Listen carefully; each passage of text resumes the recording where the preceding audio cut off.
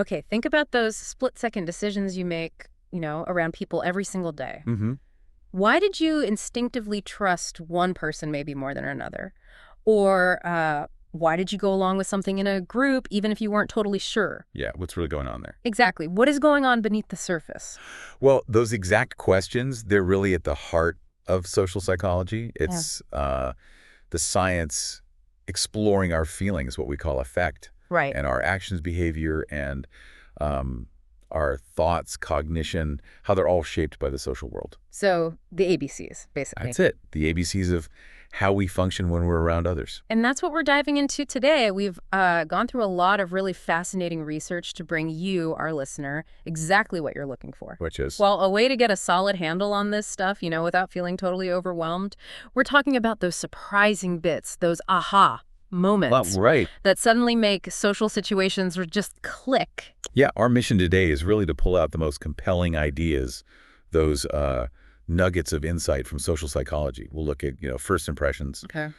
how attitudes work, social influence, that's a big one, attraction, why we help people or why we don't, group dynamics, prejudice, even things like negotiation.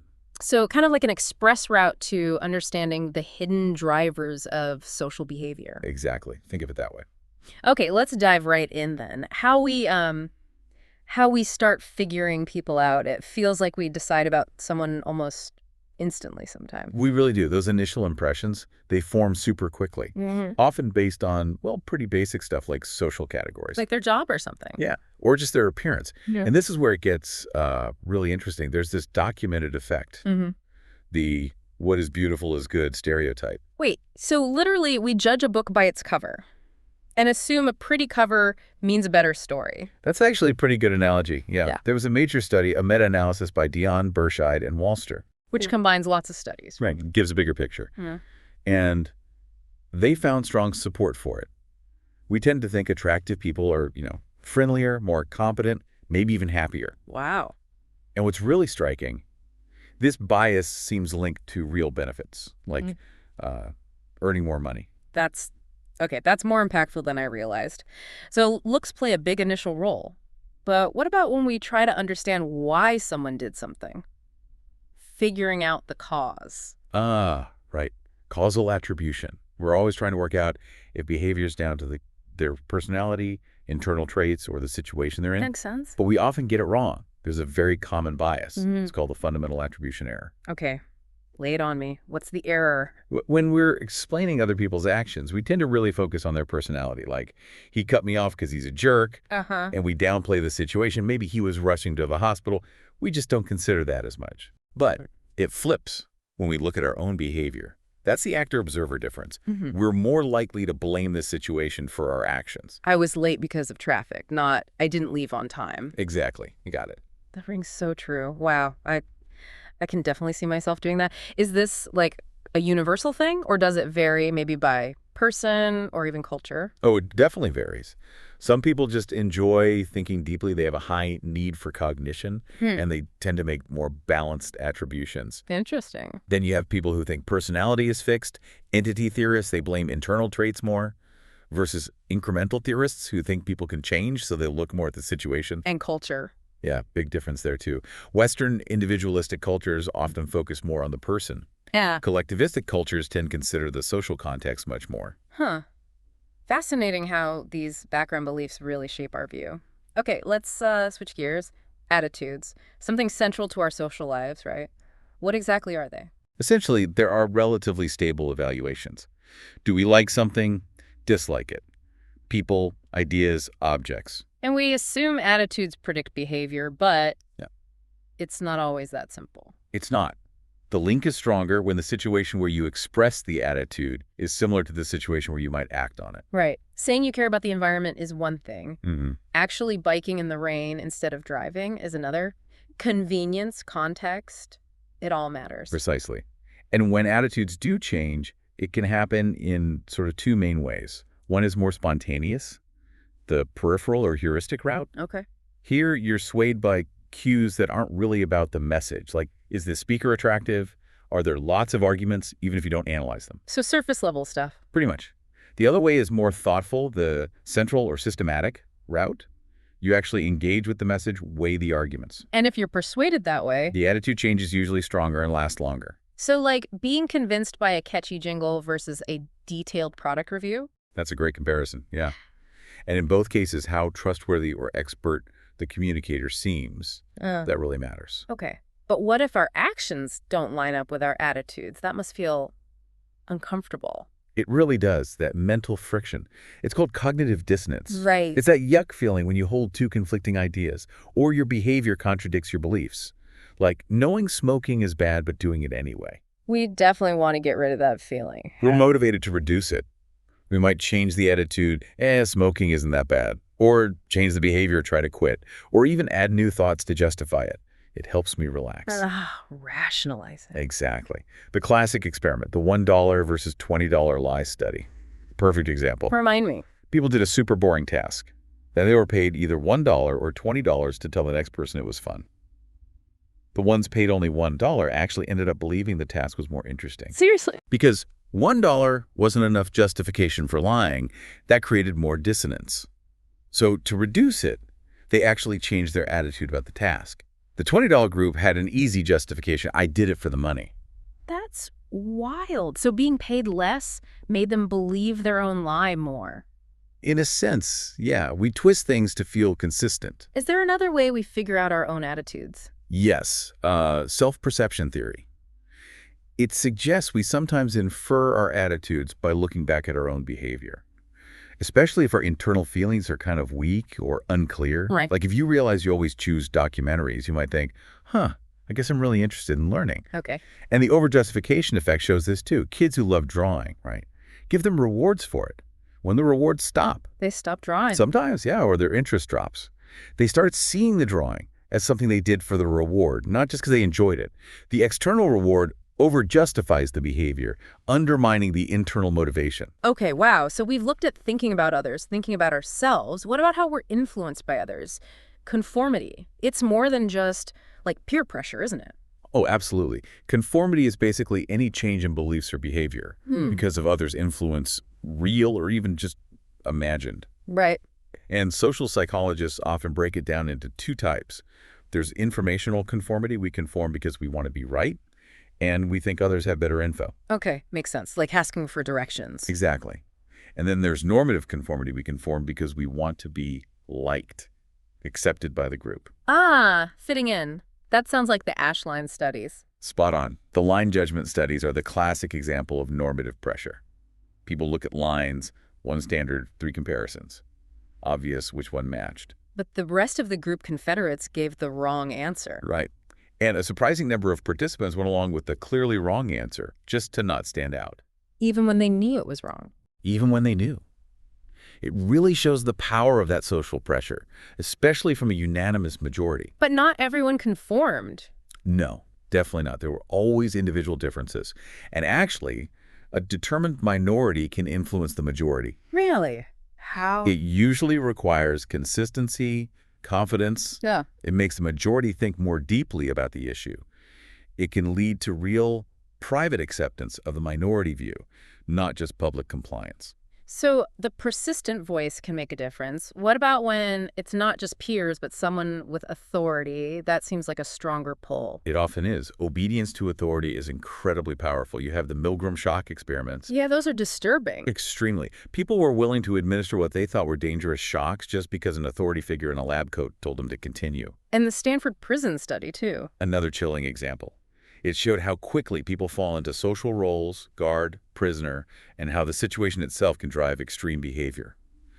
Both studies highlight the immense power of the situation and authority. It's quite unsettling, realizing how much context dictates our actions.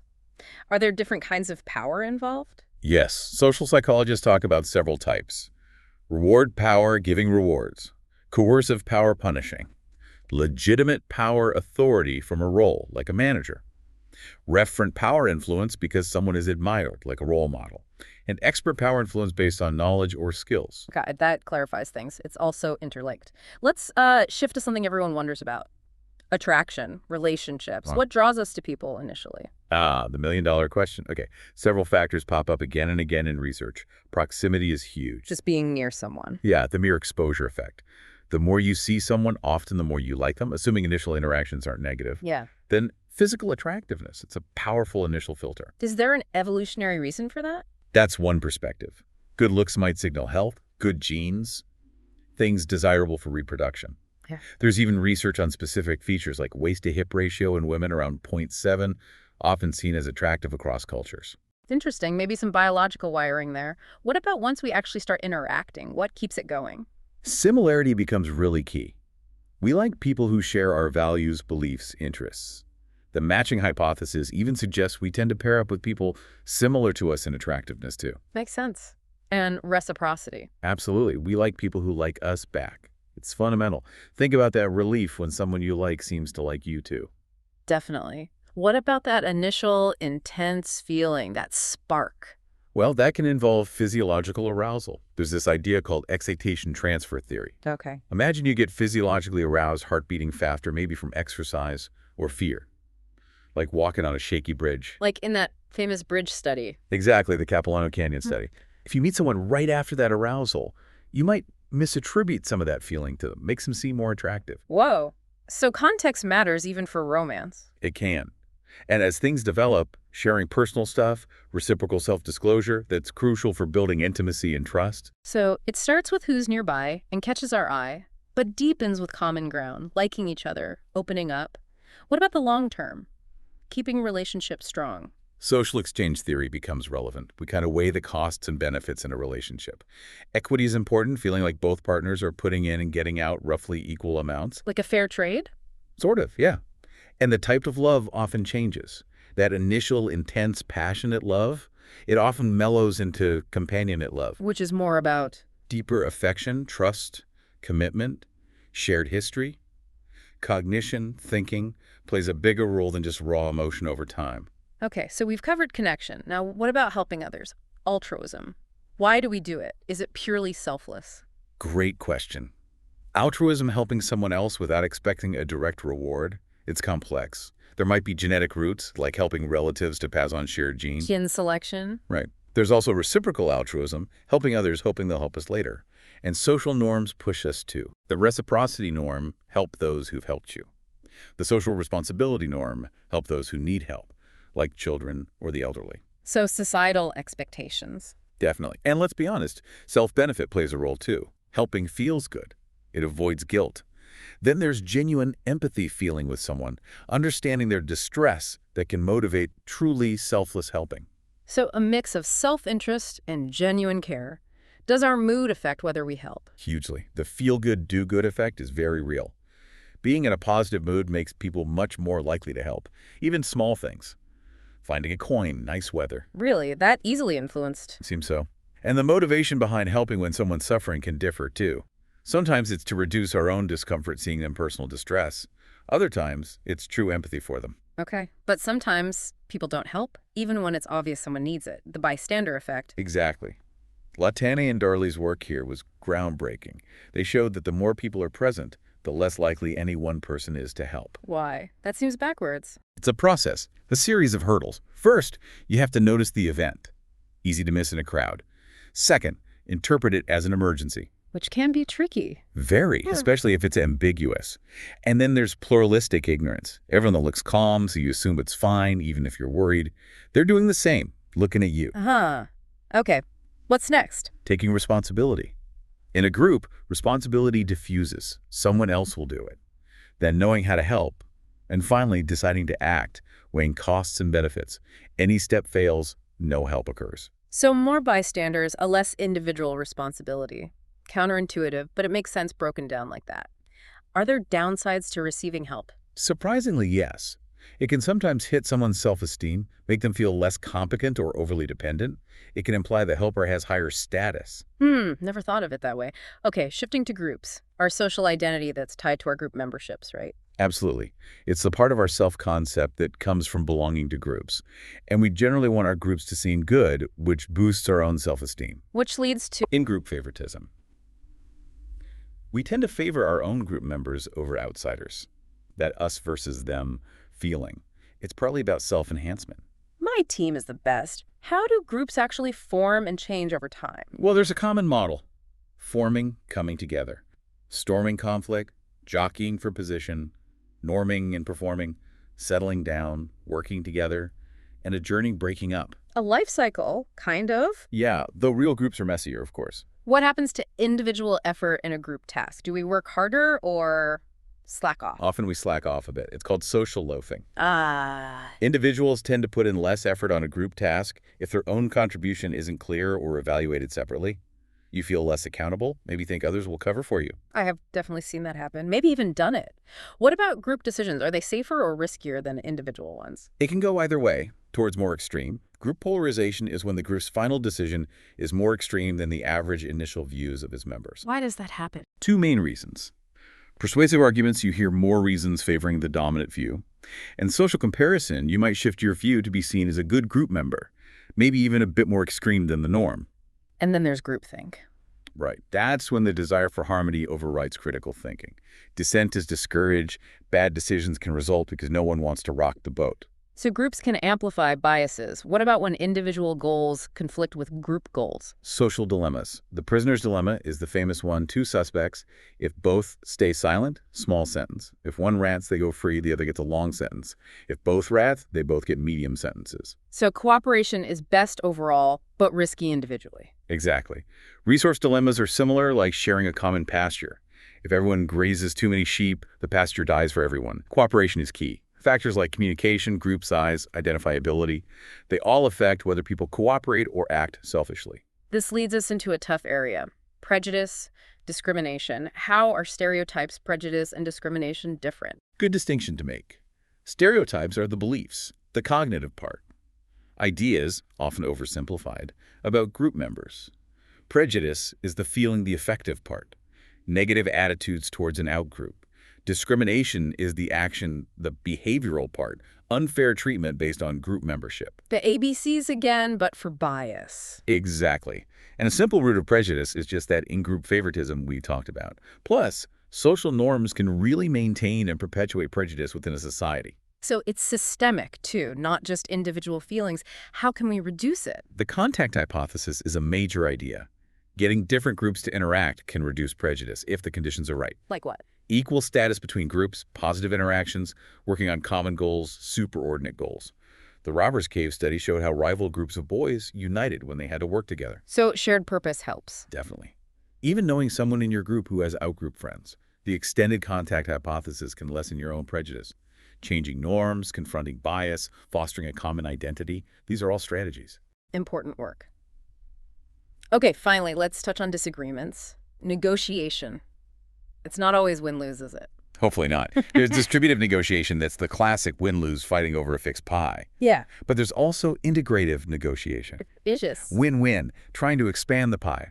Finding creative solutions where both sides gain by understanding each other's underlying interests and finding trade-offs. Looking for mutual benefit. Why is that sometimes so hard? Several barriers.